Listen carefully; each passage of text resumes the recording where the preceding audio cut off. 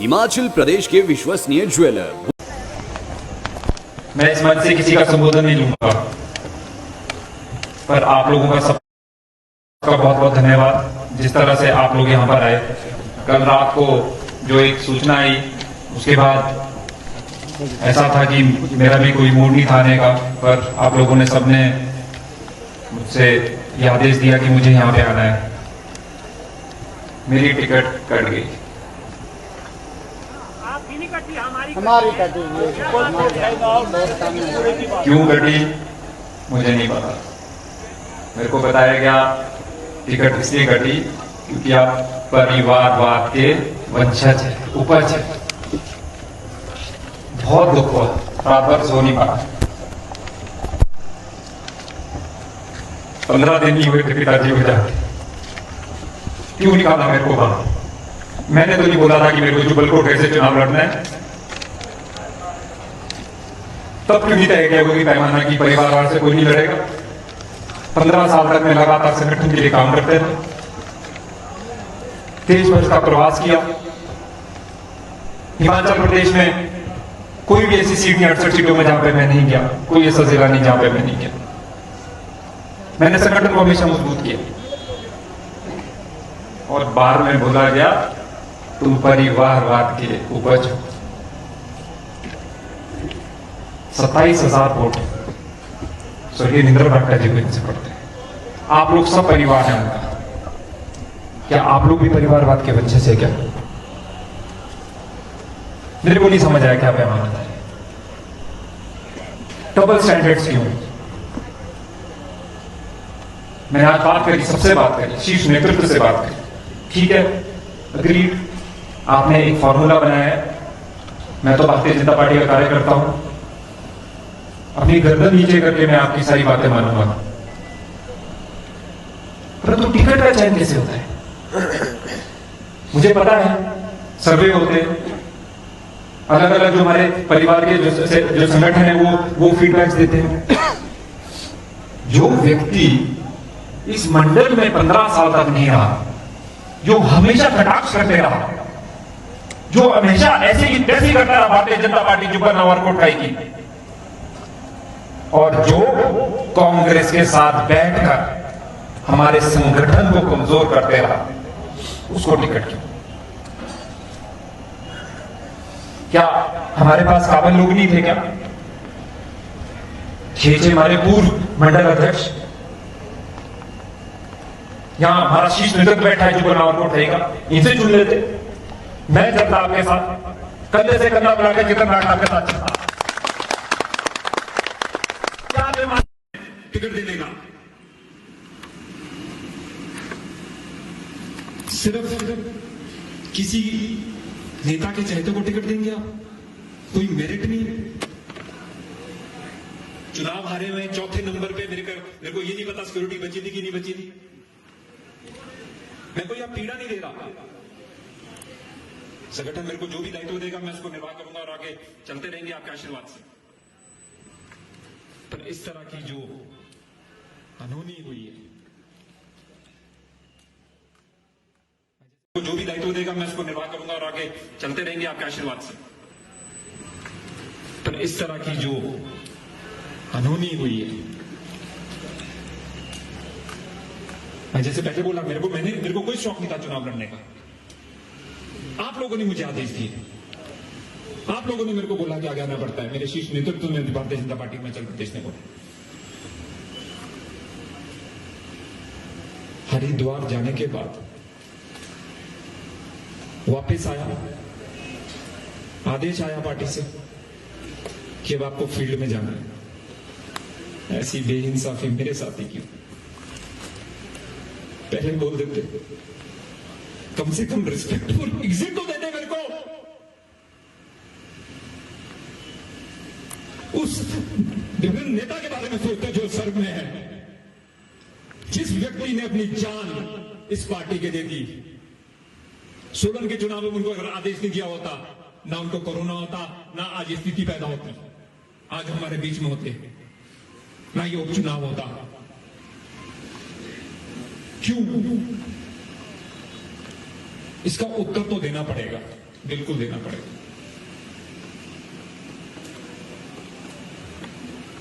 मैं आप लोगों के बीच में आता रहा, आपका आशीर्वाद मुझे मिला, बरागटा जी का आशीर्वाद मुझे मिलता रहा ऊपर स्वर्ग से। पर कम से कम मेरे को बता तो दे कि चेतन एक पैरामीटर बन गया है, उसमें आप फॉल नहीं कर रहे। आपने तो जैसे मक्खी होती दूसरे उसको उठा के फेंक दिया। मेरा क्या कभी कोई कंट्रीब्यूशन नहीं था क्या भारतीय जनता पार्टी के लिए?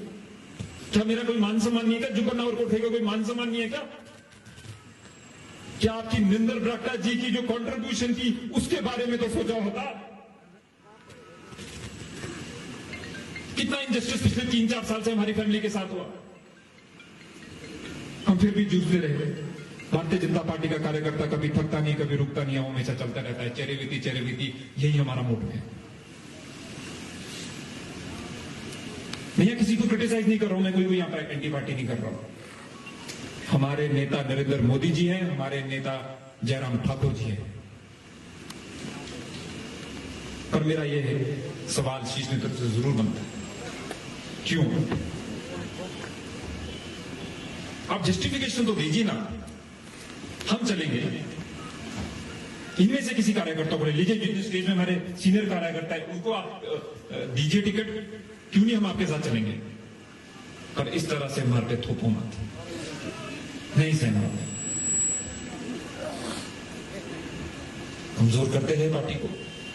शिमला में बैठ के कॉफी हाउस की कॉफियां पी कर 24 घंटे क्रिटिसाइज करना, कोई कंस्ट्रक्टिव कब कोई इन्होंने पॉजिटिव चीज तो करी नहीं।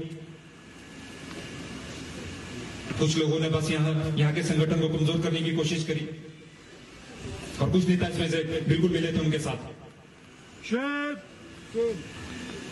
आज बहुत दुख होता है, मेरे को तो आप लोगों ने खत्म ही कर दिया। किस मुंह से मैं अपने घर जाऊंगा? मेरी मदर बोलती कि मेरे को जयराम ठाकुर जी से बात करनी है, क्यों तुमने ऐसा किया हमारे परिवार के साथ? क्या गलती थी हमारी? इसलिए क्योंकि हम हमेशा डिसिप्लिन लोग रहे हैं, इसलिए भारतीय जनता पार्टी के लिए कितने में मैं एग्जांपल दे सकता हूं। जब धज्जियां उड़ी है डिसिप्लिन की, तब भी आपने उनके खिलाफ कोई कदम नहीं लिया। और आज जब नॉमिनेशन का लास्ट दिन बच गया था, तब मेरे को बोला थैंक यू, गेट लॉस्ट।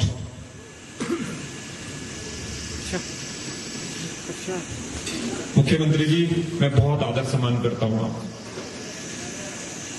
पर ये रीजन तो आपको देना पड़ेगा। ठीक है, आप चेतन बरागटा को साइड रखिए, कोई प्रॉब्लम नहीं, पर हमारे किसी कर्मठ कार्यकर्ता को टिकट दीजिए। टिकट बदलनी पड़ेगी, हम नहीं सहेंगे, बिल्कुल नहीं सहेंगे। टिकट तो बननी होगी। मैं ज्यादा राजनीतिक यहां पे भाषण नहीं देना चाहता। 6 महीने बोला जाता है हमारी पार्टी समाज में कि आप बाहर नहीं निकलते, 15वें दिन मेरे को बाहर निकालना। कोशिश करी मैंने आप लोगों के साथ आपके पास पहुंचने की, आपका आशीर्वाद देने की। बरागटा जी भी यही चाहते हैं, और मैं आपको आज कुछ 2-3 चीजें बताता हूं। मुझे याद है उनका पेसमेकर का ऑपरेशन हुआ था, आईजीएमसी में एडमिट थे, कोरोना की वजह से उनको 2-3 दिन एक्स्ट्रा वहां पे रहना पड़ा। जब वो अंदर अपने वार्ड में होते थे, मैं बाहर भी संगठन का काम करता था। जब वो पीजीआई में 29 दिन थे, अंदर वाले रूम में मैं फिर संगठन का काम करता था। आज मेरे को बोला गया ये तो परिवारवाद का उपज है।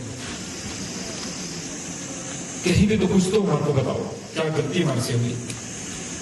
क्यों मेरे को 3 महीने घुमाया गया? क्यों ये ऐसी हमारी बेइज्जती करी गई? आज कांग्रेस वाले, देख रहा हूं मैं, बहुत खुश है। देख रहा था मैं थोड़ी देर पहले फेसबुक पे, 20,000 से रोहित जीतेगा, 30,000 से रोहित जीतेगा। संगठन का तो सत्यानाश कर दिया हमारे। वो स्वर्गीय नरेंद्र बरागटा जी थे जिसने ये कांग्रेस के गढ़ को भेदा था। 1970 जब जनता पार्टी की वेव चली थी, उस वक्त भी रोडू और रामपुर, मैं आपको आज तथ्य बता रहा हूं, रोडू और रामपुर जनता पार्टी के पक्ष में गए थे और यहां से ठाकुर रामलाली जी थे।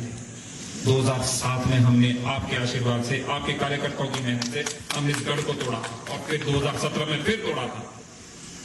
ये जो अभी निर्णय लिया है, तो वापस जाने वाले हैं उसी क्षेत्र। ये लीड करता है जिला शिमला की राजनीति, एक क्षेत्र। क्या आप चाहते हैं कि हम उस अंधेरे में वापस जाएं? वन साइड ट्रैफिक चले, 20-30 हजार से कांग्रेस के कार्यकर्ता यहां से कैंडिडेट जीते, वो हो रहा है। और मैं यहां से सारे न्यूज चैनल जो मेरे को भी लाइव स्ट्रीम कर रहे हैं, मैं उनके थ्रू निवेदन करता हूं पार्टी की शीर्ष नेतृत्व को,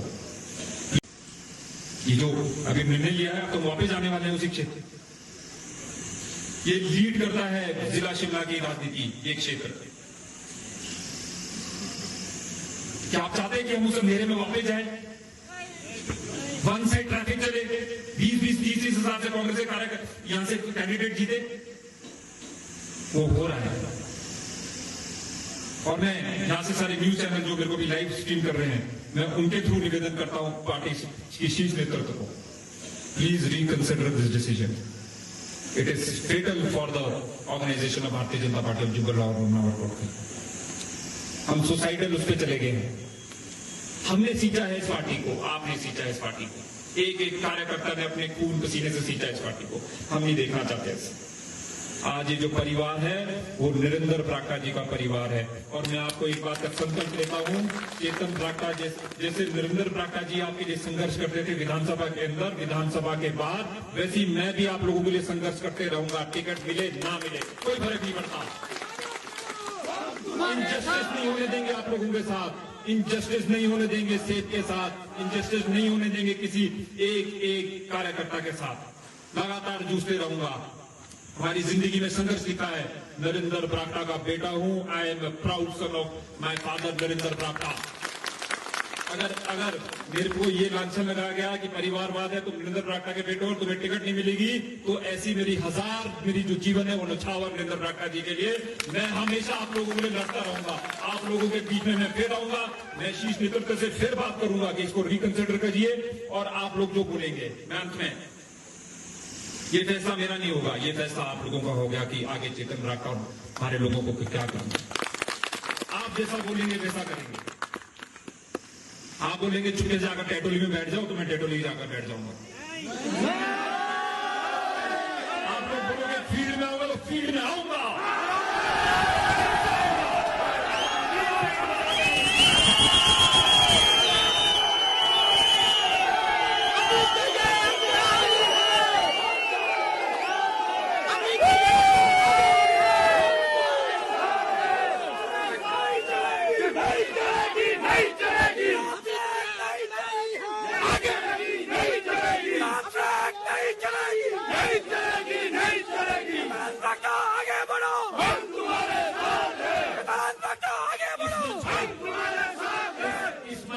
नेतृत्व बैठा है भारतीय जनता पार्टी का और आप लोग सब बैठे हैं। तय करिए चेतन बरागटा ने क्या करना है कल।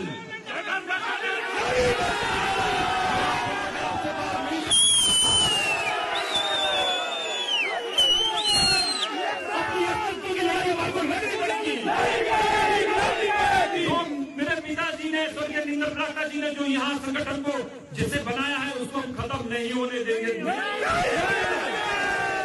नहीं टकराएगा जो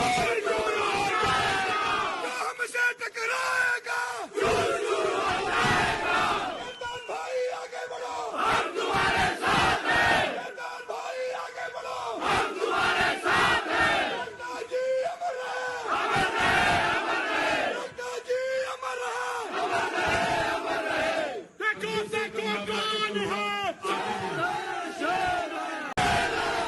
देखो कौन है, मैं फिर आपसे विनती करता हूं, तय कर लीजिए। टाइम बिल्कुल कम है। जैसा आप लोगों को बोलेंगे वैसा ही मैं करूंगा।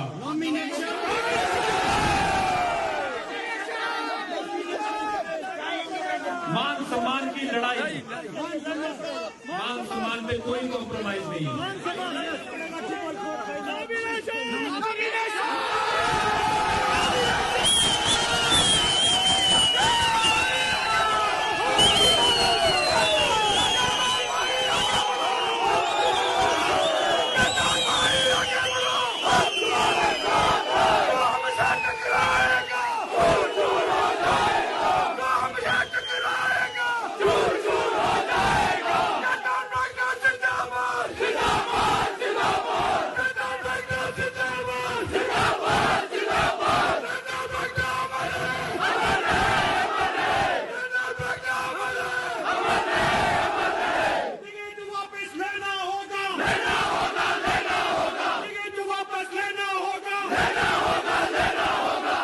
बहुत बहुत धन्यवाद। मैं अभी थोड़ी देर जितने भी हमारे टॉप लीडरशिप है इस मंडल के साथ बैठूंगा, जल्दी हम आपको अपना निर्णय बताएंगे कि आप आगे कैसे जाना चाहते हैं। बहुत बहुत धन्यवाद। और मैं आपको एक बात का फिर बताता हूँ, आप लोगों के बीच में रहूंगा, संघर्ष करते रहूंगा, सेब के लिए अपनी जान दे दूंगा। जैसे के निंदन राटा जी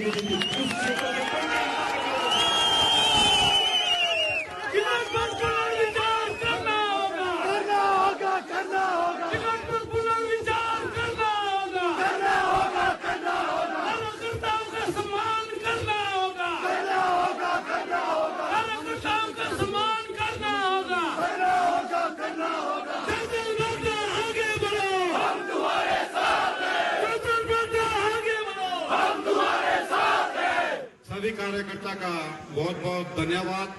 जैसे कि हमारे नेता चेतन भाई ने आप सबको रुकने के लिए कहा है कि सिर्फ 15 मिनट आप सब कार्यकर्ता रुकेंगे और ज्यादा से ज्यादा आधा घंटे के अंदर हम किसी निर्णय में पहुंच जाएंगे। और अगर कल नॉमिनेशन के लिए सब आएंगे, कोई चक्कर नहीं है, कहते ग्राउंड नहीं हो जाएगी होगी तो अंदर चले जाएंगे। कांटा जी अगर लॉन्ग नहीं होगी तो कोई बात नहीं है, हम जेल में जाने के लिए भी तैयार हैं, हम अंदर चले जाएंगे, कोई बात नहीं। तो चेतन बरागटा ने यहाँ से कह दिया है कि जो आप लोग कहेंगे, जो जनता कहेगी वो करेंगे। और अब इसके बाद क्या होता है, क्या वो यहाँ पे नॉमिनेशन करेंगे या भारतीय जनता पार्टी अपना टिकट वहाँ पे बदलेगा, देखते हैं। आप कितना यहाँ पर समर्थन है उनको। और अब आप लाइव ये देख रहे हैं, बरागटा जी से बात करेंगे, देखते रहे लाइव विक्रांत बदन और मुकुंदेव लक्ष्मण जी को गुम्मा से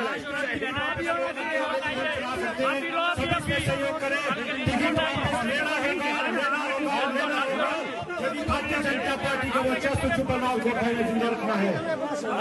अभी आप सभी लोग थोड़ा निर्णय का इंतजार कीजिए। भाई चेतन सिंह बरागटा आप लोगों के मध्य आपके सुझाव लेने आ रहे हैं।